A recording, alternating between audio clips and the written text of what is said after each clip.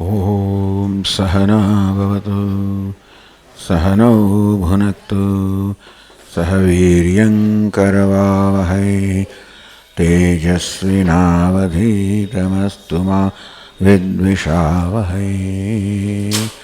ॐ शान्ति शान्ति शान्तिः। ॐ पूर्णमदः पूर्णमिदं पूर्णात् पूर्णमुदच्यते पूर्णस्य पूर्णमादाय पूर्णमेवावशिष्यते। ॐ शान्ति शान्ति शान्तिः। श्रुतिस्मृतिपुराणानाम् आलयं करुणालयं नमामि भगवत्पादं शङ्करं लोकशङ्करं शङ्करं शङ्कराचार्यं केशवं बादरायणं सूत्रभाष्यकृतौ वन्दे भगवन्तौ पुनः पुनः। ईश्वरो गुरुरात्मेति मूर्तिभेदविभागिने व्योमवद्व्याप्तदेहाय दक्षिणामूर्तये नमः। ॐ पार्थाय प्रतिबोधितां भगवता नारायणेन स्वयं व्यासेन ग्रथितां पुराणमुनिना मध्ये महाभारतम् अद्वैतामृतवर्षिणीं भगवतीम् अष्टादशाध्यायिनीम् अम्ब त्वामनुसन्दधामि भगवद्गीते भवद्वेषिणीम्। यं ब्रह्मा वरुणेन्द्ररुद्रमरुतः स्तुन्वन्ति दिव्यैस्तवैः वेदैः साङ्गपदक्रमोपनिषदैः गायन्ति यं सामगाः ध्यानावस्थिततद्गतेन मनसा पश्यन्ति यं योगिनः यस्यान्तन्न विदुःसुरगणाः देवाय तस्मै नमः।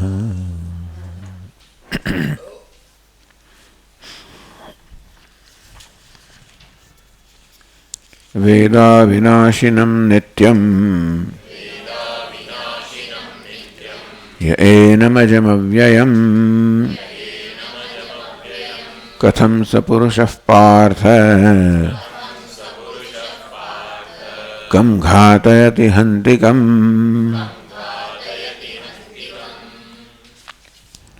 वेद विजानाति अविनाशिनं। જે આત્માને અવિનાશી એટલે કે મૃત્યુરહિત માન જાણે છે, નિત્યમ બધા પ્રકારના વિકારથી રહિત, અવ્યયમ અપક્ષયરહિતમ એટલે ક્ષયરહિત. કથમ સ પુરુષ પાર્થ કેન પ્રકારેણ, કઈ રીતે આ જ્ઞાની પુરુષ કોઈને હનન કરી શકે, કોઈનું હનન કરાવી શકે. न कथंचित हंती न कथंचित घातयति એટલે કોઈ રીતે એ કોઈને હણી શકતો પણ નથી કે હણાવી પણ શકતો નથી. એટલે હણવા માટે કે હણાવવા માટે, કર્મ કરવા માટે કે કર્મની પ્રેરણા કરવા માટે જે વસ્તુ જોઈએ અજ્ઞાન એનામાં નથી. અજ્ઞાની માણસ માને છે કે હું કર્મ કરનાર છું, કરતા છું, અથવા કોઈનો એ પ્રેરક બનીને કોઈ પાસે કર્મ કરાવે. પણ જ્ઞાની પાસે કર્તૃત્વ નથી એટલે કેવી રીતે કર્મ કરી શકે? અને જેમ ન કરી શકે એમ કરાવી પણ કેમ શકે? કરાવવું એ પણ કર્મ જ છે.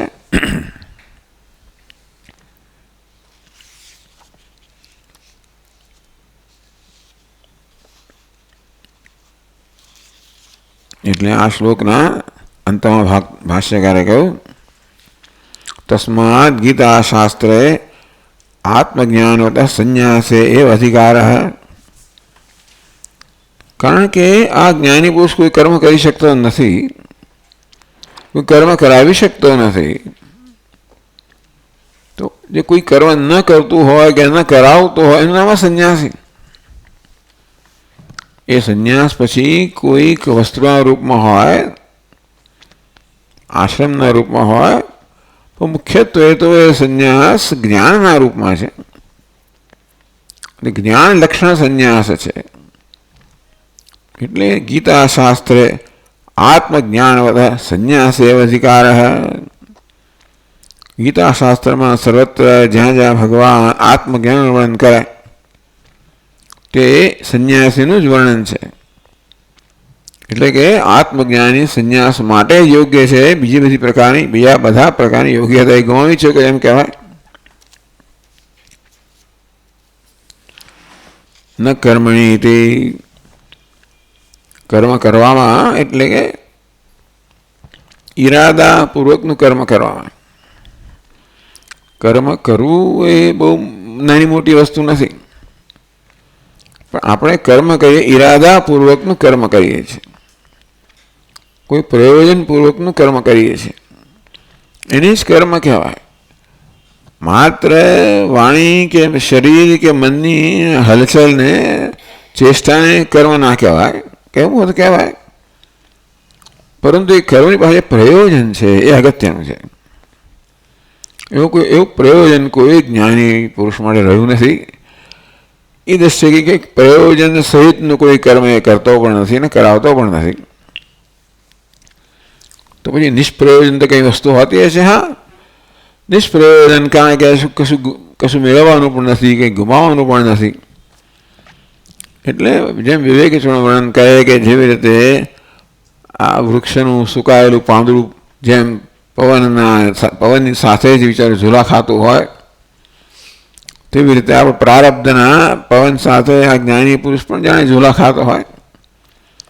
પ્રારબ્ધાએ સમર્પિતમ સ્વભૂ, પોતાનું વપુ અર્થાત પોતાની ઉપાધિ એણે પ્રારબ્ધને સમર્પિત કરી છે. કારણ કે એને હવે એમાંથી કંઈ મેળવવાનું નથી. પ્રારબ્ધ ઈશ્વર, ઈશ્વર જે કરાવે એ થઈ રહ્યું છે, એ કરે છે.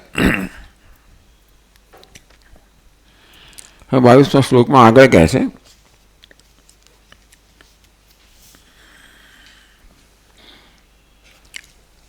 બધી ચર્ચા કરી ભાષ્યકારે આ શ્લોકના સંદર્ભમાં. આ શ્લોકમાં ભગવાને કંઈ આમ તો સંન્યાસની વાત કરી નથી, પણ કરી છે પણ ખરી. કથમ ચ પુરુષ પાર્થ કમ ઘાતયતિ હંતિકમ. આ જ્ઞાની પુરુષ કોઈ કર્મ કરતો પણ નથી અને કરાવતો નથી, એ સંન્યાસીનું વર્ણન છે. જે કર્મ એટલે ઈરાદાપૂર્વકનું કર્મ કરતો નથી કે ઈરાદાપૂર્વક કોઈની પાસે કર્મ કરાવતો નથી. કોઈ ઈરાદો નથી, પ્રયોજન નથી, એ અગત્યનું છે. પ્રયોજનથી મુક્ત છે, ઈરાદાથી મુક્ત, બધી જરૂરિયાતથી મુક્ત છે. ભગવાન જાય પછી કહે છે પ્રજહાતિ યદા કામાન. કામાન એટલે માત્ર ઈચ્છાઓ નહીં, પણ કામાન એટલે પ્રયોજનથી મુક્ત છે. આપણે જોઈશું.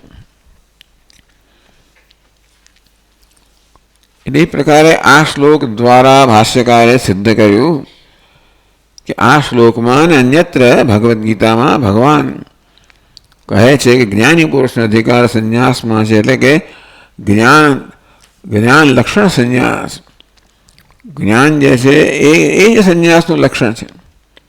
તે સંન્યાસી જે જ્ઞાની છે. હવે આગળ 22મા શ્લોકમાં કહે છે પ્રકૃતમ તો વક્ષ્યામઃ. ચાલો, હવે આ સંન્યાસની ઘણી ચર્ચા કરી લાંબી.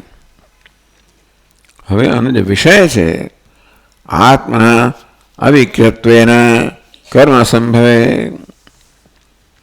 આત્મા નિર્વિકાર છે, માટે કર્મનો સંભવ છે, એ પ્રકારનું પ્રતિપાદન કર્યું. પણ ભગવાન તો આત્માની અવિક્રિયતા જ કહી છે. ભગવાને કે કંઈ કર્મ કરતો નથી અને કરાવતો નથી. એટલે કે કરવું કે કરાવવાનો કોઈ કર્મ એ કરતો નથી. એટલે આત્માની નિષ્ક્રિયતા કહી. અને ક્રિયામાં હંમેશા વિકાર આવે એટલે નિર્વિકારતા કહે. એવું ભગવાને કહ્યું. એમાંથી પછી આ પ્રકારે ભાષ્યકાર એનો અર્થ આવો થાય. કારણ કે એક તો આગળ એક સમીકરણ કહ્યું જ્ઞાની અને આત્મા, આત્મા અને જ્ઞાની એક જ છે, જુદા નથી. આગળ પ્રશ્ન થયો કે આપે તો ભગવાને તો આત્માનું વર્ણન કર્યું, આપે જ્ઞાનીનું વર્ણન કેમ કહો છો કે આત્મા અને જ્ઞાનીમાં કોઈ ફેર નથી, પોતાના આત્મ સ્વરૂપે જાણે છે. અને તેથી આત્માના જે લક્ષણો છે, જ્ઞાનીના પણ લક્ષણો છે, અને એ દ્વારા પછી સંન્યાસ છે જેનું માટે સ્વાભાવિક છે.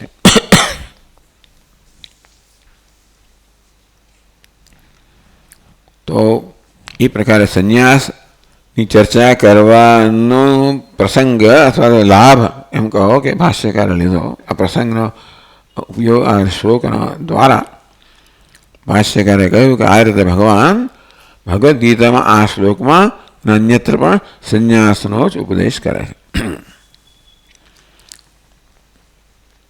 પ્રકૃતમ તો વક્ષ્યામઃ, સંન્યાસ એ ખરેખર એ ચર્ચાનો વિષય અત્યારે ચર્ચાઈ રહેલો, પ્રકૃતિ એટલે ચર્ચાઈ રહેલો વિષય. તો અત્યારે ચર્ચાઈ રહેલો વિષય સંન્યાસ નથી. આત્માની અવિક્રિયતા કે નિર્વિકારતા ન જાયતે મ્રિયતે વા કદાચિત. આત્મા અસર વિકારથી રહિત છે, નિર્વિકાર છે, એ ચર્ચાનો વિષય છે. આત્મા એવો હોવાને કારણે આત્મા જ્ઞાની પણ એવો છે, અને એ રીતે એ સંન્યાસી છે એ સમજાવવામાં આવ્યું. ભગવાને સંન્યાસની વાસ વિશેષતા નથી કરી, આત્માના સ્વરૂપનું જ વર્ણન કર્યું છે. એટલે હવે આપણે એ પાછા જે વિષય હતો ચાલુ, પ્રકૃતમ વક્ષ્યામઃ, એટલે ભગવાને જે વિષય હાથમાં લીધો છે એનું આપણે અર્થઘટન કર્યું. ભગવાન અહીંયા સંન્યાસની વાત કરે છે, પણ આમ તો ભગવાન આપની નિષ્ક્રિયતાની અવિક્રિયતાની વાત કરી રહ્યા છે. તો કહે છે તત્ર આત્મનઃ અવિનાશિત્વં પ્રતિજ્ઞાતં તત્કિમિવ ઇતિ ઉચ્યતે વાસાંસી ઇતિ ન જાયતે મ્રિયતે વા કદાચિત. ભગવાન કે આત્મા જન્મતો નથી, મરતો નથી, બધા પ્રકારની વિક્રિયાથી રહિત છે, નિર્વિકાર, એ પ્રકારનું એમણે ભગવાને આવી પ્રતિજ્ઞા કરી. તો ભાષ્યકાર કહે છે કે કેમ સમજવું આપણે કે આત્મા નિર્વિકાર છે? કારણ કે આપણે જોઈ રહ્યા છીએ વિકારો થઈ જ રહ્યો છે. દેહમાં, ઇન્દ્રિયોમાં, મનમાં બધે સતત વિકાર થઈ રહ્યો છે. અર્થાત એ સતત બદલાઈ રહ્યા છે. દેહ પ્રત્યેક ક્ષણે બદલાઈ રહ્યો છે, મન પ્રત્યેક ક્ષણે બદલાઈ રહ્યું છે, અને છતાં આત્મા નિર્વિકાર છે. એ કઈ રીતે હોય? કેમ દેહ બદલાય તો આત્મા ન બદલાય? આત્મા દેહમાં રહેલો છે, ચાલો એમ કહો, તો પણ દેહ બદલાય તો આત્મા ન બદલાય? કેવી રીતે દેહ બદલાય તો પણ આત્મા ન બદલાય? એ માટે ભગવાન દૃષ્ટાંત આપે છે. તત્ર આત્મનઃ અવિનાશિત્વં પ્રતિજ્ઞાતમ. ભગવાને પ્રતિજ્ઞા કરી કે આત્મા અવિનાશી છે, નિર્વિકાર છે.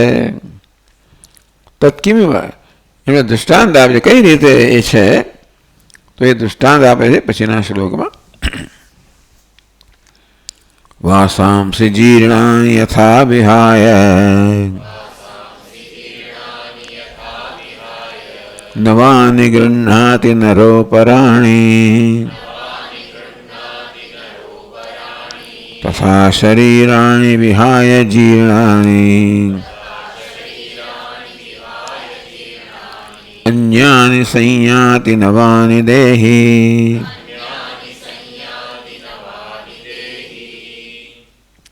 બહુ પ્રસિદ્ધ બધા શ્લોકો છે. યથા જીર્ણાની વાસાંસि વિહાય નર અપરાણી નવાની ગૃહ્ણાતિ. યથા નર, જેમ કોઈ મનુષ્ય જીર્ણાની વાસાંસि વિહાય, જીર્ણ થયેલા વસ્ત્રોનો ત્યાગ કરીને અપરાણી નવાની ગૃહ્ણાતિ, બીજા નવા વસ્ત્રો ધારણ કરે છે. રોજની પ્રક્રિયા છે. તથા તેવી જ કંઈક રીતે આ વસ્ત્રને બદલવું એ દૃષ્ટાંત છે. દૃષ્ટાંત દાષ્ટાંત બધી રીતે સમાન ન હોય, પણ કંઈક તેવી રીતે જીર્ણાની શરીરાની વિહાય, તે રીતે આ જીર્ણ શરીરનો ત્યાગ કરીને દેહી નવાની સંયાતી, એટલે દેહમાં નિવાસ કરનાર જીવાત્મા નવા વસ્ત્રો ધારણ કરે છે, નવા દેહ ધારણ કરે છે. જેમ વ્યક્તિ જીર્ણ થયેલા વસ્ત્રોનો ત્યાગ કરીને નવા વસ્ત્રો ધારણ કરે છે, તેવી રીતે આત્મા પણ આ જીર્ણ થયેલા શરીરનો ત્યાગ કરીને નવા શરીર ધારણ કરે છે. શરીરાણી બહુવચન છે, બધું વસ્ત્રાણી બહુવચન છે.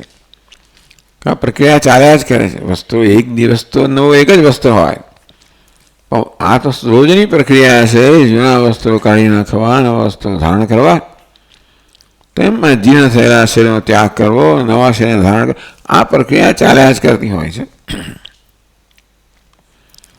આ શ્લોકમાં આ રીતે કેટલાક શ્લોકોમાં પુનર્જન્મ છે એવું સ્પષ્ટ રીતે કહેવામાં આવ્યું. એક દેહનો ત્યાગ કરવો અને નવો દેહ ધારણ કરવો એ ભગવાન પોતાના શબ્દોમાં જ કહે છે.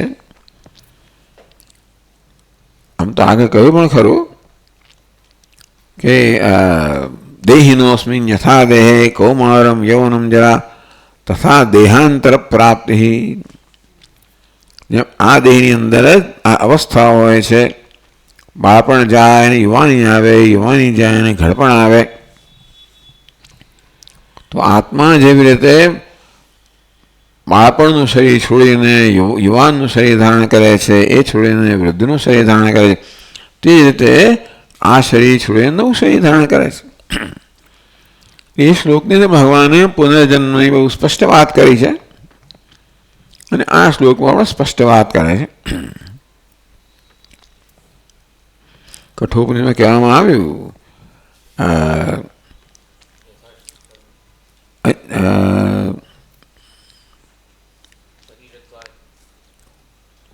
આ શરીરત્વાય દેહી નહીં, શરીરત્વાય દેહી ના નહીં,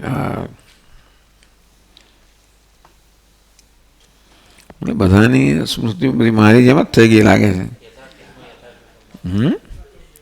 યથાકર્મ શું નહીં, એ પણ એની આગળ શું છે?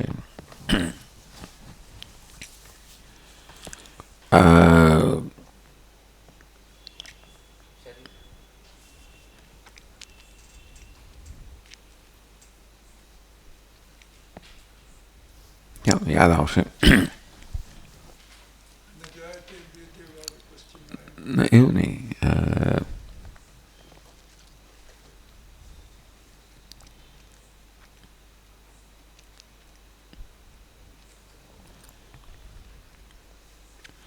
ભગવાને કહ્યું કે આ જીવાત્મા ક્યાં તો વૃક્ષ જેવો દેહ ધારણ કરે કે પછી બીજો દેહ ધારણ કરે.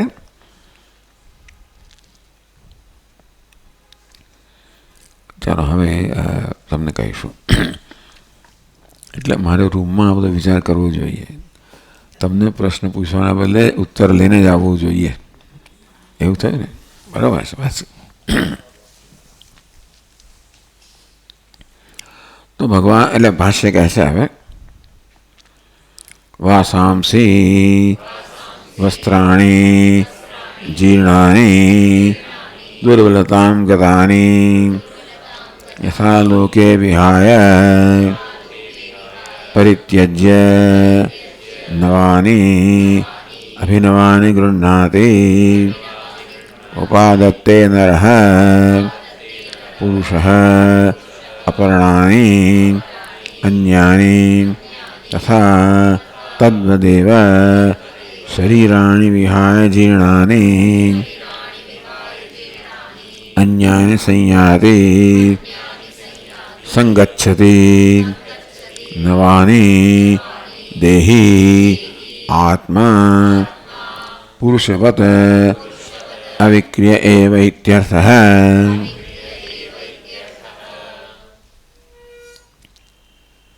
જેવી રીતે જીર્ણાની દુર્બલતાં ગતાની, વસ્ત્ર જીર્ણ થઈ ગયા છે, દુર્બળ થઈ ગયા છે, ફાટી ગયા છે. જીર્ણની વ્યાખ્યા બધાની જુદી જુદી હોય છે. કોઈ અમારા જેવા 5 વર્ષ સુધી શર્ટ પહેર્યા કરે, કોઈ વર્ષે વર્ષે બદલે, 6 મહિને બદલે, 15 દિવસે બદલે, રોજ પણ બદલે. એટલે વસ્ત્ર જીર્ણ કોને કહેવાય? એ વસ્ત્ર પહેરનારની દ્રષ્ટિ છે. તેવી રીતે દેહ જીર્ણ થઈ ગયો એ નક્કી કોણ કરે? દેહ ધારણ કરનાર નક્કી કરે. આમ જીર્ણ શબ્દ વપરાય એટલે આપણે એમ લાગે કે બધા લોકો, બધા દેહ જીવાત્મા દેહ જીર્ણ થયા ત્યારે ત્યાગ કરે. એટલે પ્રશ્ન થાય કે સ્વામી ઘણા યુવાન વયમાં પણ મૃત્યુ પામે છે, એટલે બાળપણમાં મૃત્યુ પામે છે, એમ દેહ જીર્ણ ક્યાં થયો છે? જો જીર્ણ દેહનો ત્યાગ થતો બધાએ વૃદ્ધાવસ્થામાં ત્યાગ કરવો જોઈએ ને. જીર્ણ શબ્દ જે છે એ નક્કી કોણ કરે? વસ્ત્ર ધારણ કરનાર નક્કી કરે કે આ વસ્ત્ર જૂનું થયું કે નહીં. આમ તો કોઈક રોજના 3 વાર બદલાય ખરો, કોઈ 3 દિવસે બદલાય, 30 દિવસે બદલાય, 3 વગેરે વગેરે. અંતે રીતે કોઈ બાળપણમાં, કોઈ જવાનીમાં, વૃદ્ધાવસ્થામાં વગેરે દેહનો ત્યાગ કરે. એટલે જીર્ણ કોને કહેવાય એ નક્કી કરે દેહ ધારણ કરનાર. વસ્ત્ર જીર્ણ થયું કોણ નક્કી કરે? વસ્ત્રને ધારણ કરનાર. તે દેહ જીર્ણ થયો કોણ નક્કી કરે? દેહને ધારણ કરનાર. તો યથા લોકે, જેવી રીતે લોકમાં વ્યવહારમાં જીર્ણાની દુર્બળતામ કદાની, જીર્ણ થયેલા, દુર્બળ થઈ ગયેલા વસ્ત્રો, ફાટવા આવે એવા વસ્ત્રો વિહાય પરિત્યજ્ય ત્યાગ કરીને નવાની અભિનવાની ગૃહણાતિ ઉપાદત્તે નરઃ, પુરુષ વ્યક્તિ જેવી રીતે જીર્ણ વસ્ત્રોનો ત્યાગ કરીને નવા વસ્ત્ર ધારણ કરે છે. અપરાણી અન્ય એટલે બીજા, એક જીર્ણ વસ્ત્રનો ત્યાગ કરીને બીજા નવા વસ્ત્ર ધારણ કરે છે. તથા તદ્વત તે જ રીતે, તેવી જ કંઈક રીતે શરીરાણી વિહાય જીર્ણાની, જીર્ણ શરીરનો ત્યાગ, શરીરનો ત્યાગ કરીને, આ બધું બહુ વચનમાં છે, કારણ કે આ પ્રક્રિયા થતી જ રહે છે. આ દેહ છોડ્યો, બીજો દેહ ધારણ કર્યો, એ છોડ્યો, ત્રીજો દેહ ધારણ કર્યો, આ ક્રિયા ચાલુ જ રહેશે. માટે આ બધું બહુ વચનમાં કહેવામાં આવે. અન્યાની સંયાતિ સંગચ્છતિ, એમ જીર્ણ દેહ છોડીને આ જીવાત્મા નવો દેહ ધારણ કરે છે. દેહી આત્મા પુરુષવત અવિક્રિય ઇત્યર્થ. તો આ પ્રકારે વસ્ત્રો બદલાય ત્યારે પુરુષ જે ધારણ કરે છે એમાં કોઈ પ્રકારનો વિકાર આવતો નથી. વસ્ત્ર છોડનાર, વસ્ત્ર ગ્રહણ કરનાર વ્યક્તિ તો એની એ જ રહે છે. વસ્ત્ર બદલાય તે રીતે દેહરૂપી વસ્ત્રનો ત્યાગ કરનાર, નવા દેહને ધારણ કરનાર આત્મામાં કોઈ ફેર નથી પડતો.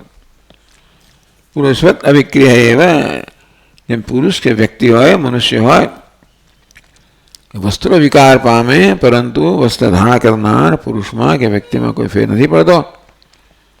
દેહો બધા જીર્ણ થાય, પરંતુ દેહને ધારણ કરનાર આત્મામાં કોઈ પ્રકારનું પરિવર્તન નથી આવતું. અવિક્રિય એવ ઇત્યર્થ. પુરુષ કહો, આત્મા હોય તો અવિક્રિય છે. તો આગળ કહે છે કસ્માદ અવિક્રિય એવ ઇતિ આહ નૈનમ છિંદન્તિ ઇતિ. શા કારણથી આપ કસ્માત, કયા કારણથી આપ કહો છો કે આત્મા અવિક્રિય છે, નિર્વિકાર છે? અને ભગવાન વર્ણન કરે છે કે આત્મા નિર્વિકાર છે. કેમ? કારણ કે નૈનમ છિંદન્તિ શસ્ત્રાણી, નૈનમ દહતિ પાવકઃ, ન ચૈનમ ક્લેદયન્ત્યાપઃ, ન શોષયતિ મારુતઃ. જૂના જમાનામાં બધા સત્યાગ્રહી આવા શ્લોકનું ઉચ્ચારણ કરતા હતા. બધા નીકળી પડે. હવે જાણે છે કે હવે તો એમને શું થશે ખબર નથી. પેલા તો બહુ ક્રૂર લોકો હતા, એટલે ગમે તે લાઠી ચાર્જ કરે, ગમે તે કરે, કેટલાય માણસ હાડકા ભાગે, મરી પણ જાય. તે વીર પુરુષો આ શ્લોકનું ઉચ્ચારણ કરતા કરતા જાય કે આ દેહને તો નૈનમ છિન્નની શસ્ત્રાણી, શસ્ત્રો છેદી શકે એમ નથી. આ દેહને, આત્માને નૈનમ દહતી, દેહને છે એ છેદાય, આત્મા છેદાતો નથી. પાવક અગ્નિ એને બાળી શકે કે જળ એને ભીંજવી શકે કે પછી વાયુ એને શોષી શકે, એવું દેહને મળે સંભવ છે, આત્મા મળે સંભવ નથી. તો શા માટે આપ કહો છો કે આત્મા અવિક્રિય છે, નિર્વિકાર છે? કારણ કે વિકારના જે સાધન છે કે વિનાશના જે સાધન છે એ કોઈ સાધનો આત્મા પર કોઈ પ્રકારની પ્રક્રિયા કરી શકતા નથી. એ બધા દેહના સ્તરે એમનું છે, એમનું બળ અજમાવતા હોય છે, પણ આત્માના સ્તરે નહીં. આપણે સરળ દૃષ્ટાંત લઈએ તો જેમ ઘટાકાશ હોય, ઘડો તૂટે ફૂટે તો પણ ઘટાકાશમાં કોઈ પ્રકારનો વિકાર આવતો નથી. એવું જ કંઈક છે. આ આત્મા આકાશ સ્થાનીય છે, એ દેહ છે ઘટસ્થાનીય છે, ઘટ દેહસ્થાનીય છે. તો ઘટ તૂટે ફૂટે વિકાર આવે, પણ ઘટાકાશમાં કોઈ વિકાર ના આવે. તેવી રીતે આ દેહમાં વિકાર આવે, પરંતુ એને ચેતનતા પ્રદાન કરનારા આત્મામાં કોઈ વિકાર નથી આવતો. એવી રીતે તમે લાઠી મારો તો આ ઘડો તૂટી જાય, પણ એની અંદર આકાશને કોઈ અસર ન થાય. તો બધા વિનાશ કરનારા આ જે બધા તત્વો છે એ બધા ઘડા પર ઘડાને અસર કરી શકે, ઘટાકાશને અસર ના કરી શકે. અંતે રીતે બધા વિનાશી તત્વો છે આ દેહને અસર કરી શકે. દેહ ઘડા સમાન છે. દેહ કહો, ઉપાધિ કહો, આત્મા પેલા આકાશ સમાન છે. આપણે એવું દૃષ્ટાંત આપીએ.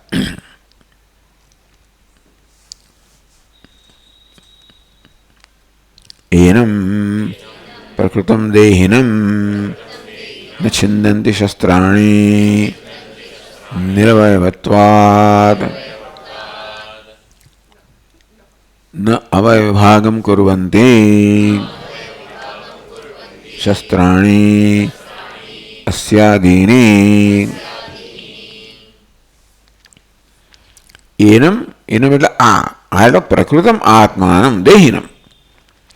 દેહી કહો, જીવાત્મા કહો, જે અત્યારે ચર્ચાનો વિષય છે પ્રકૃત છે, એને શસ્ત્રાણી ન છિંદંતી, શસ્ત્રો એને છેદી શકતા નથી, છેદતા નથી, છેદી શકતા નથી. ટૂંકમાં આત્માને દેહથી અત્યંત ભિન્ન બતાવ્યો કે આ બધા જે વિનાશના બધા જે શસ્ત્રો કે તત્વો છે એ બધા દેહ પર અસર કરે, પરંતુ દેહી પર કોઈ અસર કરતા નથી. જેમ બધા તત્વો આ ઘડા પર અસર કરે, વિનાશક તત્વો, પરંતુ ઘટાકાશ પર કોઈ અસર ના કરે. તો ભાષ્યકાર એનું કારણ આપે છે, નિરવયત્વાદ. આત્મા કે નિરવયવ છે. આ ઘડો કેવો છે? સાવયવ, અનેક અવયવોનો બનેલો છે. આમ તો નૈયાયિકો એમ કહે કે આ બે એના કપાલ છે, નીચેનું કપાલ, એના ઉપરનું બેને ભેગા કરો એટલે ઘડો થયો. એવું કોણ કરે છે મને ખબર નથી. આમ તો ઘડો આખો જ બને છે, પણ આવી રીતે ઘડાને આવી રીતે બે કપાલમાંથી બને જોડાયેલો માનવામાં આવે છે. એટલે અનેક અવયવોનો આ ઘડો બનેલો છે. એથી આગળ જઈએ તો આ માટીનો બનેલો છે. એટલે માટીના અનેક કણને જોડીએ ત્યારે ઘડો બને. તો એ કણો છૂટા પડી જાય તો ઘડો, એટલે જે અવયવો છૂટા પડી જાય તો જે અવયવી છે એ પણ નષ્ટ થાય, નષ્ટ પામે, નાશ પામે. તો શસ્ત્રાણી નિર્વયત્વાત આત્માનમ ન છિંદંતી, એને છેદી શકતા નથી. છેદવું એટલે શું? અવયવ વિભાગમ ન કુર્વંતી. છેદવું એટલે અવયવના વિભાગ કરવા. શસ્ત્રાણી અસી આદિની, તલવાર વગેરે શસ્ત્રો છે એ આત્માને છેદી શકતા નથી, એટલે કે એને અવયવ વિભાગ કરી શકતા નથી. પોતે સમજાવશે કહ્યું નિરવયવત્વાત, આત્મા નિરવયવ છે. જે કોઈ વસ્તુનો જન્મ થયો હોય એ સાવયવ હોય, એ અવયવનો બનેલો હોય. જે કોઈ વસ્તુ ઉત્પન્ન થઈ હોય એ અનેક અવયવોની અનેક સંઘાત હોય, અનેક અવયવોનો સંઘાત હોય, બધું જોડીને બનાવેલું હોય તો એ ઉત્પત્તિ થાય, એને આપણે ઉત્પત્તિ કહીએ. તો આ રીતે જે અનેક અવયવોને જોડીને બનાવાયેલું છે એને અવયવ છૂટા પણ થઈ શકે. અવયવ જોડવાથી એને આપણે જન્મ કહેતા હતા, તો અવયવ છૂટા પડી જતા નાશ કહેવામાં આવે. તો ભગવાન કહે છે કે દેહી જીવાત્માને આ શસ્ત્રો છેદી શકતા નથી. ટૂંકમાં જો જીવાત્મા અવયવોનો બનેલો હોત તો શસ્ત્રો છેદી શકે. એટલે કે દેહ તો જાણે કે આ શસ્ત્રો છેદાય છે, જીવાત્મા છેદાતો નથી, પણ જીવાત્મા દેહ કરતા ભિન્ન છે એ નક્કી થઈ ગયું. નિર્વયત્વાત ન અવયવ વિભાગમ કુર્વંતી, છેદવું એટલે એના અવયવોને જુદા પાડવા એવું નથી કરી શકતા શસ્ત્રો.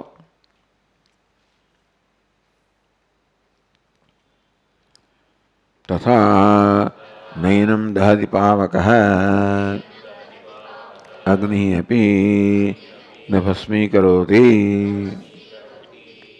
તેમ આ પાવક છે, અગ્નિ છે, આત્માને બાળી શકતો નથી, દેહને બાળી શકે પણ ન ભસ્મીકરોતિ. એ કારણ છે નિરવયવત્વાત. ટૂંકમાં અગ્નિની ગતિ નથી, શસ્ત્રોની ગતિ નથી આત્મા તરફ. તે રીતે ન તત્ર ચક્ષુર ગચ્છતિ, જેમ કે એનું કહ્યું ને ભાઈ, ચક્ષુની ગતિ નથી, વાણીની ગતિ નથી, મનની ગતિ નથી. આ બધાની ગતિથી કે આ બધાની ગોચરતાથી આત્મા પાર છે. તેમ કોઈ અસ્ત્રો શસ્ત્રોની ગતિ નથી, કારણ કે એ બધાની ગતિથી આત્મા પાર છે. મૂળ તો એવું છે ને, કોઈ પણ અસ્ત્ર કે શસ્ત્રમાં કોઈ અવયવવાળી વસ્તુને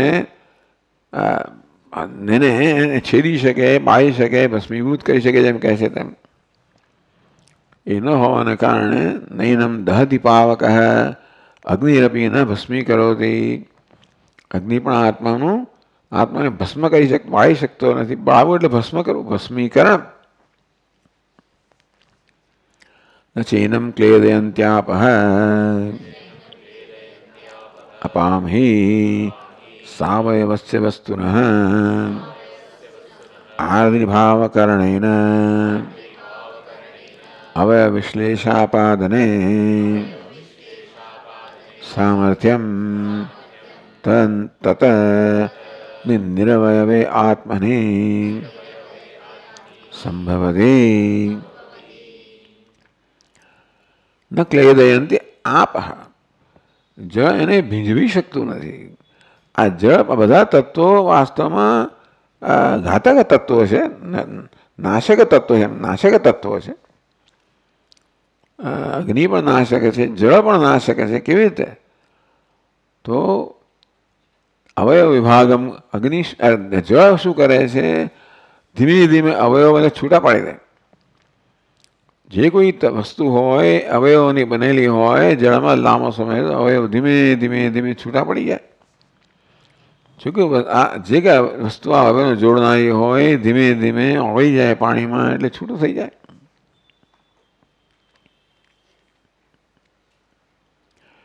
અપામી સાવયસ વસ્તુના આદિભાવકરણેન અવવિશ્લેષણ આપાદને અપામી સામર્થ્યમ. આ જળનું જ આ સામર્થ્ય છે. અપશબ્દ છે, બહુવચનમાં વપરાય છે, પણ અપામ કહ્યું એટલે જળનું. સ્વાવયવસ્ય વસ્તુના આદિભાવકરણેન, અનેક અવયવોના સંયોગથી બનેલી કોઈ વસ્તુ હોય એને ભીંજવીને આર્ધિકરણેન, એને ભીજવવા દ્વારા અવયવ વિશ્લેષ આપાદને સામર્થ્યમ. જળનું સામર્થ્ય શું છે? જો કે વસ્તુ જેમ કે આ દેહ છે અનેક અવયવોનો બનેલો હોય, આ દેહ પણ જળ બહુ લાંબો સમય રહે તો જળ ધીમે ધીમે ધીમે આના અવયવ છૂટા પાડી દે. એ રીતે આ જળ પણ છે એ આવી કોઈ પણ ઘન વસ્તુ હોય, નક્કર વસ્તુ હોય, નક્કર વસ્તુ અવયવોની જ બનેલી હોય. એટલે કોઈક સમય તરત ના થાય તો પણ આ જળ જે છે પેલા અવયવને છૂટું પાડી દે. આજે નહીં તો કાલે, કદાચ સેંકડો વર્ષો એ લાગે. ખબર નથી હવે આપણે લોખંડ નાખીએ શું થાય, કટાઈ જાય એમ કરતાં કદાચ છૂટું પાડી દે. પણ એ રીતે જળની પણ ગતિ નથી આત્મામાં. માટે આ જળ પણ છે આત્માને ભીંજવતું નથી. આત્મા એટલે નાશ કરી શકતું નથી. આત્મા અવયવોનો બનેલો હોત તો જળ એ અવયવને છૂટા પાડીને આત્માનો નાશ કરત. પણ આત્મા નિરવયવ છે અને તેથી એ જળથી પણ નષ્ટ થઈ શકતો નથી.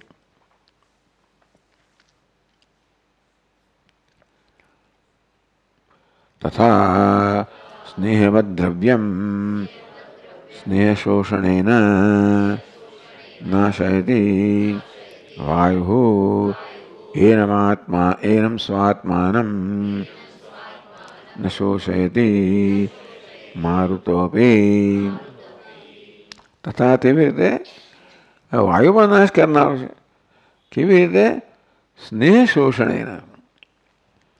આ બધી વસ્તુઓ જે બધી જોડાયેલી છે ને એ જોડાણમાં જળનો બહુ મહત્વનો ભાગ છે. તો વાયુ શું કરે? જળને ધીમે ધીમે શોષી લે. એટલે આ બધા અવયવોને એકત્ર રાખનારો આ જળ છે એ શોષાઈ જાય ને છૂટું પડી જાય.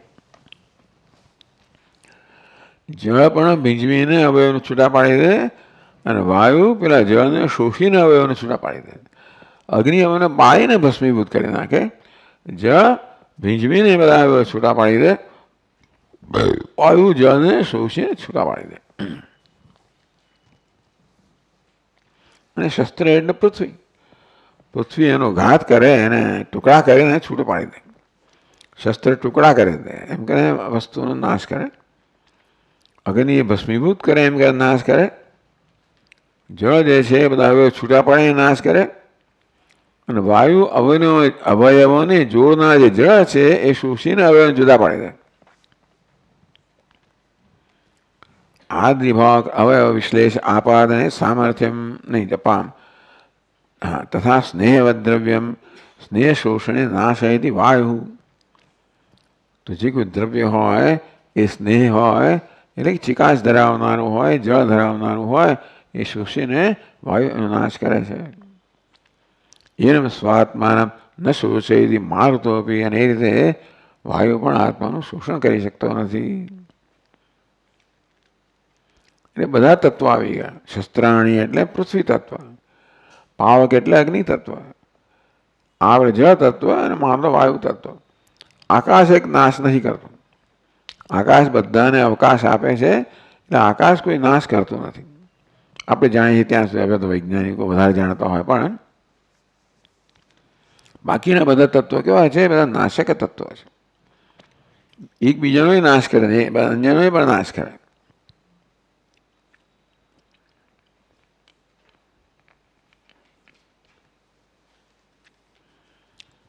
યત એવં તસ્માત અચ્છેદ્યોયમિતિ.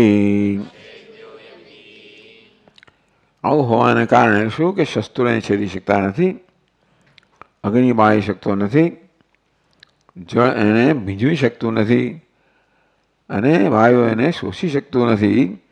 અને તેથી આવું હોવાને કારણે અચ્છેદ્યોયમદાહ્યોયમ અક્લેદ્યો શોષ્ય એવ ચ નિત્ય સર્વગત સ્થાણુઃ અચલોયમ સનાતનઃ.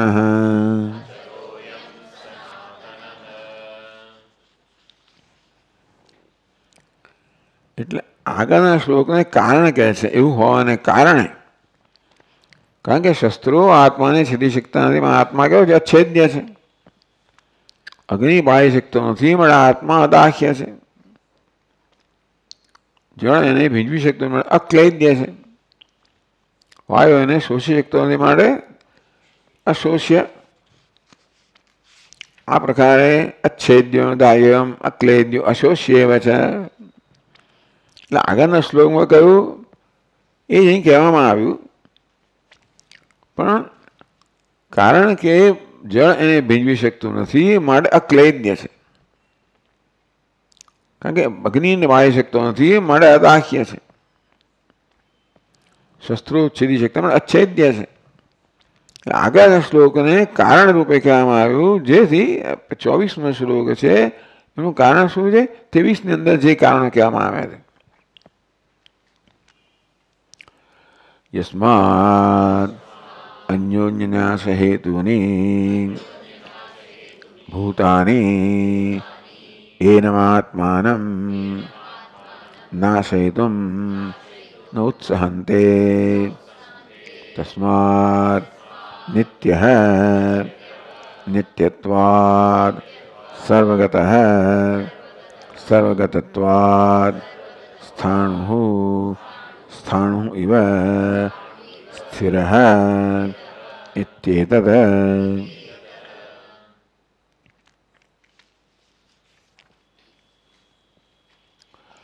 યસ્માદ અન્યોન્ય નાશ હેતુની ભૂતાની, આ બધા ભૂત એકબીજાનો નાશ કરી શકે. જળ અગ્નિનો નાશ કરે અને અગ્નિ જળનો નાશ કરે. વાયુ પણ અગ્નિનો નાશ કરી શકે. હવે અગ્નિ કેમ વાયુનો નાશ કરે ખબર નથી મને, પણ એટલે અન્ય નાશ હેતુની એકબીજાનો નાશ કરવાનો. એટલે પ્રલય થાય ત્યારે આવું થતું હોય છે. આ બધા તત્વો એકબીજાનો નાશ કરે. અથવા વાયુ અગ્નિના અગ્નિ જળનો, જળ પછી પૃથ્વીનો એ પ્રકારે નાશની પ્રક્રિયા થાય. એને મહાત્માના નાશ હેતુ ન ઉત્સહંતે, અન્યનો નાશ કરનારા નાશક તત્વો છે એ આત્માને નાશ કરવા માટે શક્તિમાન નથી. તેથી તસ્માત નિત્ય, મારા આત્મા કેવો છે? નિત્ય. ટૂંકમાં નિત્ય એટલે અવિનાશી. એટલે જેનો વિનાશ ન થઈ શકે એનું નામ અવિનાશી, એનું નામ નિત્ય. આત્મા નિત્ય કેમ છે? અવિનાશી છે. કેમ અવિનાશી? કારણ કે વિનાશ કરનારા તત્વો આત્માનો વિનાશ કરી શકતા નથી. આત્મા અવિનાશી છે, મારે નિત્ય છે.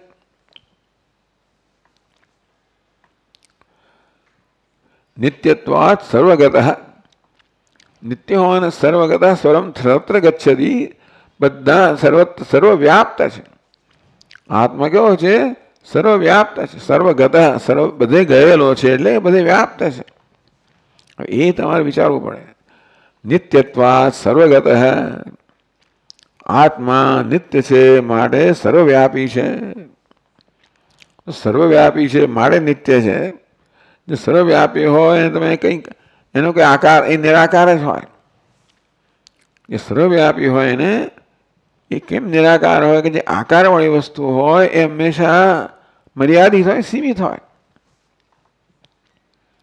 આકારવાળી વસ્તુ હોય આકારમાં સીમિત હોય, એટલે કે આકાશમાં સીમિત હોય.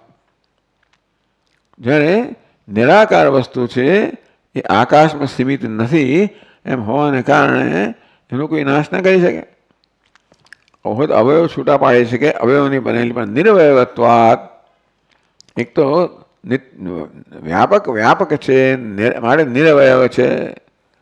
નિત્યત્વાત સર્વગત, નિત્ય હોવાને કારણે સર્વવ્યાપી છે. આમ સર્વવ્યાપી હોય એનો કોઈ નાશ ન કરે માટે અવિનાશી હોય. અહીં ભાષ્યકાર નિત્ય છે, અવિનાશી છે માટે સર્વવ્યાપક છે. સર્વગતત્વાત સ્થાણું, સ્થાણું એટલે સ્થિર. સ્થાણું એટલે ઝાડનું ઠૂંઠાયું, સ્થિર છે. એ સર્વવ્યાપ, કારણ કે સર્વવ્યાપ એટલે જે વસ્તુ અસ્થિર કઈ હોય, જેને હાલવાની કે ચાલવાની કે એવી કોઈ ગતિ કરવાની સ્વતંત્રતા હોય. એ સર્વત્ર વ્યાપ્ત છે એ કેવી રીતે હલી શકે? બધા જ સ્થળે છે અને એટલા માટે એ ન હોય એવું કોઈ સ્થળ જ નથી. અને મારે એનું હલનચલન શક્ય નથી. અને મારે કેવું સ્થિર સ્થાણું એટલે જેમ જળનું ઠૂંઠું હોય સ્થિર હોય, તેમાં આત્મા પણ સ્થિર છે. સ્થિરત્વાત અચલોયમ આત્મા અતઃ સનાતનઃ ચિરંતનઃ ન કારણાત કુતશ્ચિદ નિષ્પન્નઃ અભિનવઃ ઇત્યર્થઃ. આત્મા સ્થિર છે, સ્થાણુની જેમ સ્થિર છે. સ્થાણું એ થાંભલા જેવું, એ ઝાડના ઠૂંઠા જેવું. તો એ જેમ સ્થિર હોય તે આત્માને સ્થિર કહેવામાં આવ્યો, કારણ કે એને ક્યાંય ગતિ કરવાની કોઈ અવકાશ જ નથી. સર્વવ્યાપ્ત હોવાને કારણે એનામાં કોઈ હલનચલન સંભવિત નથી, મળે સ્થિર છે. સ્થિરત્વાત અચલ અસ્થિર છે માટે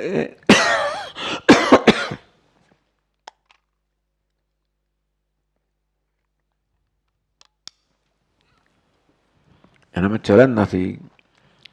સ્થિરનો અર્થ એ કે ચલન નથી. સર્વવ્યાપક છે માટે એને હલનચલન કોઈ જગ્યા નથી, માટે એને સ્થિર કહેવામાં આવે, સ્થાણું કહેવામાં આવે. અને તેથી અચલ છે, ચલાયમાન નથી, એનામાં કોઈ ચલન નથી. તે સનાતન છે, ચિરંતન છે. એટલે કે એ સનાતન છે, પહેલેથી જ છે, ચિરંતન છે, હંમેશા છે. ન કારણાત કુતશ્ચિત નિષ્પન્ન. આત્મા તો નાશ કોણ પામે? જેની ઉત્પત્તિ છે એનો વિનાશ છે. પણ અહીંયા ભાષ્યકાર કહે છે કે આત્મા કોઈ કારણથી કશામાંથી જન્મ્યો નથી. એ જન્મ્યો નથી મારે નાશ પણ નથી. અવિનાશી છે માટે કોઈનો નાશ ન કરી શકે. અભિનવ એટલે હંમેશા નવો નવો જ છે. ચિરંતન એ ક્યાંયથી જન્મ્યો નથી, ઉત્પન્ન થયેલો નથી. વસ્તુ ઉત્પન્ન થયું અને એ નાશ પામે. ઉત્પત્તિ પહેલો વિકાર છે, પછી વૃદ્ધિ આવે, ક્ષય આવે, નાશ આવે. ઉત્પત્તિ નામનો પહેલો વિકાર જ ન હોય તો બાકીનો કોઈ વિકાર ના હોય તો નાશ પણ ના હોય. અને તે એવો ને એવો જ રહે. કારણ કે એનામાં કંઈ પણ વિકાર આવે એમાં વૃદ્ધિ પણ થાય ને તો એ નાશ પામે. ક્ષય વૃદ્ધિ હોય તો ક્ષય થાય. ક્યારેક જે વસ્તુને કારણે વૃદ્ધિ થતી હોય એ ન રહે પરિબળ તો ક્ષય થવા માંડે. એ આ રીતે કંઈ પણ પ્રકારનો વિકાર હોય તો છેવટે વસ્તુ નાશ પામવાની છે. એ વિકારી છે, વિનાશી છે. પણ આત્મા નિર્વિકાર છે માટે અવિનાશી છે. અવિનાશી એટલે નાશ થતો નથી, કોઈ પ્રકારનું પરિવર્તન થતું નથી, એટલે એવો ને એવો જ રહેશે. જો જરાક બદલાય તો છેવટે એ વસ્તુ નાશ પામી જાય, આજે નહીં તો કાલે. અમારા આપણા સ્વામી મહારાજ કહે કે જો આ જગતનું ધારણ કરવા માટે, પાલન કરવા માટે તમે જો કોણ કરે છે તો કે ભગવાન વિષ્ણુ. બધાય દેવતાનું એવું જ છે. પણ વિષ્ણુ ભગવાન જે છે શેષ પર વિરાજમાન છે અને એ પોતાની યોગ નિદ્રામાં છે. ટૂંકમાં એમણે આંખની પાંપણ પણ ખોલવી પડતી નથી આ જગતનું સંચાલન કરવા માટે. આટલું કરું, આટલો પણ શ્રમ લેવો પડે ને. તમારે આંખો ખોલવી આમ તમારે સૂર્યને કહેતા ઉભો ત્યાં સ્થિર રહે, ચંદ્ર એવું કહેવું હોય તો તમારે કંઈક તો પ્રયત્ન કરવો પડે ને. કંઈક તમારી શક્તિ ખર્ચાય જરાક. અને અનાદિકાળ થતો હોય તો છે વસ્તુ વિનાશી જ હોય. અને માટે આ જગતનું સંચાલન કરવા માટે, પાલન કરવા માટે ભગવાને આંખો ખોલવી ના પડે કે આમ આંખો કાઢવી ના પડે. એમ કહો આંખો કાઢવી ના પડે. નિરંજન નિષ્પન્ન અભિનવ ઇત્યર્થ. એ હંમેશા નવો ને નવો જ છે, એવો ને એવો જ છે. જન્મ્યો ત્યારે હતો ને એવો ને એવો જ છે, જન્મ્યો નથી એટલા માટે. હવે કોઈને થયું કે આ ભગવાન એકની એક જ વસ્તુ કયા કરે છે એટલે ભાષ્યકાર એ વિષયમાં કહે છે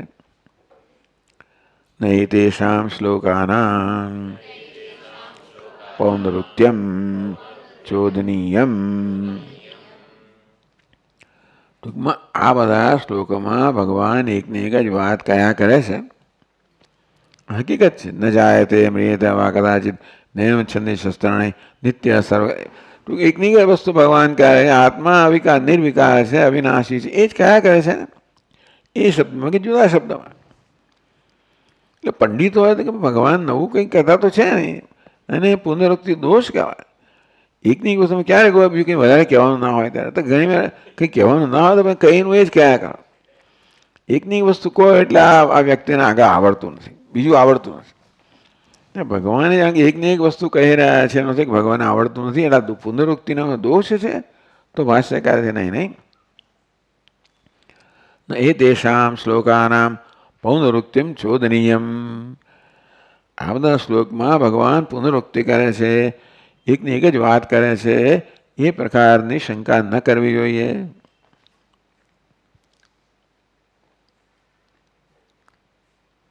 યતઃ એકેનૈવ શ્લોકેન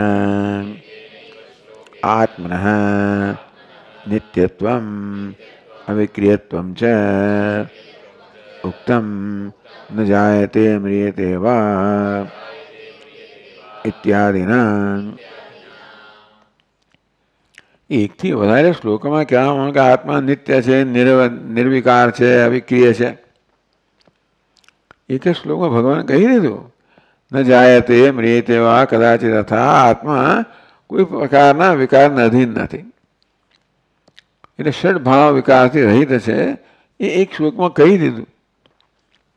યત એકેનૈવ શ્લોકેન આત્મના નિત્યત્વમ ન જાયતે ન મ્રિયતે.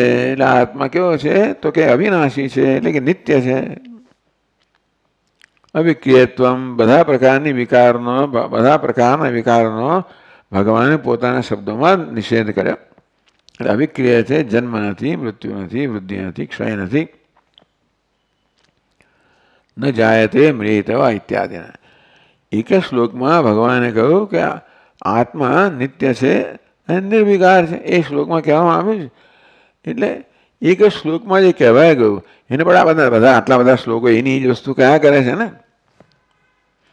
અને તેથી ભગવાન એકની એક જ વસ્તુ દોહરાવ્યા કરે છે. એવું કોણ કરે? બીજું કંઈ કહેવાનું ના હોય ત્યારે તો એવી શંકા ના કરવી જોઈએ. તત્ર યદેવ આત્મવિષયમ કિંચિદુચ્યતે તદેતસ્માत् શ્લોકાર્થાદ ન અતિરિચ્યતે કિંચિત શબ્દતઃ પુનરુક્તમ કિંચિત અર્થતઃ ઇતિ. તો ન જાયતે મ્રિયતે વા કદાચિત વગેરે 18મા શ્લોકની અંદર જે કહેવામાં આવ્યું, જેમાં આત્મા નિર્વિકાર છે, અવિનાશી છે, જે બધું કહેવામાં આવ્યું, એનાથી વધારે આ શ્લોકમાં કંઈ કહેવામાં આવતું નથી.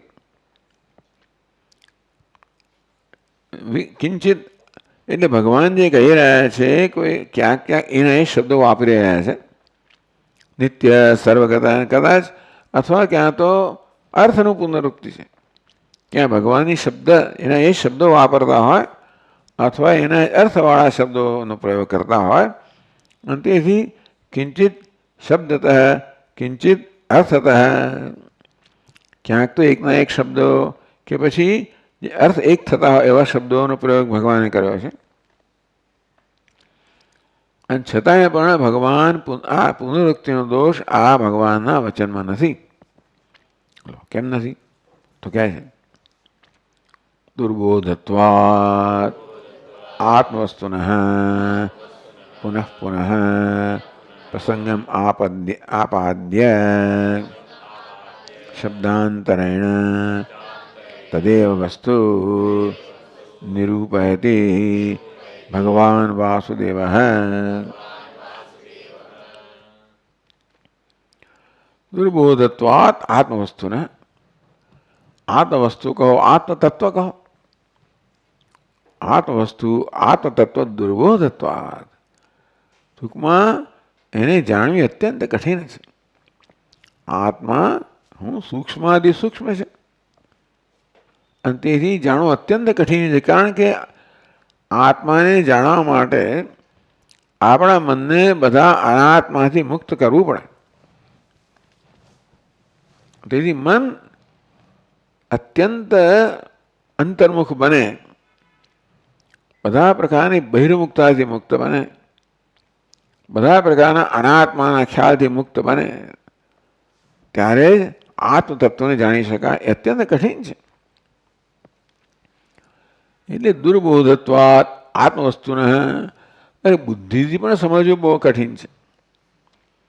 આત્માનો સાક્ષાત્કાર કરવો અત્યંત કઠિન છે જ, પણ બુદ્ધિથી પણ આત્મતત્વને સમજવું અત્યંત કઠિન હોવાને કારણે પુનઃ પુનઃ પ્રસંગમાં આપાદ્ય.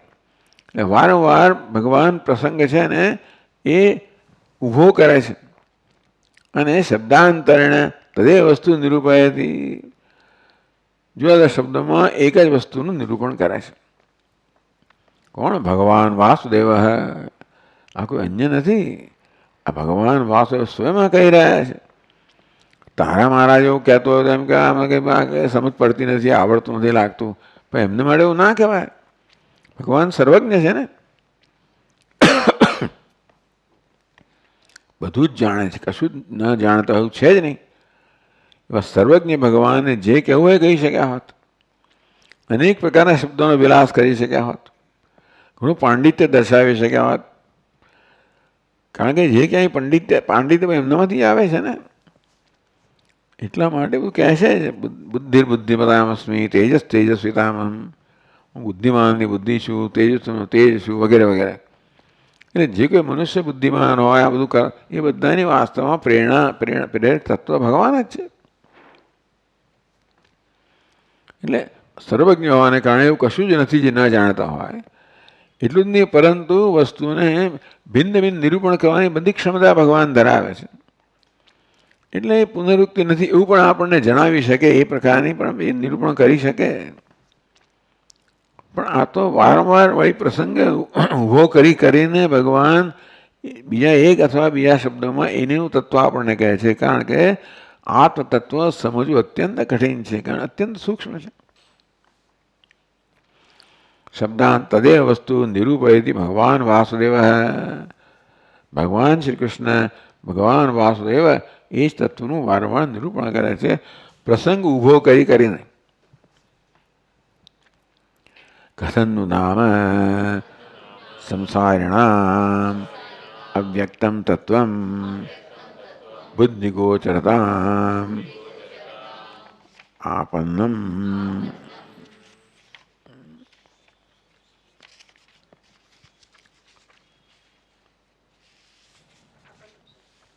આપન્નમ સત સંસાર નિવૃત્તયે સ્યાત ઇતિ.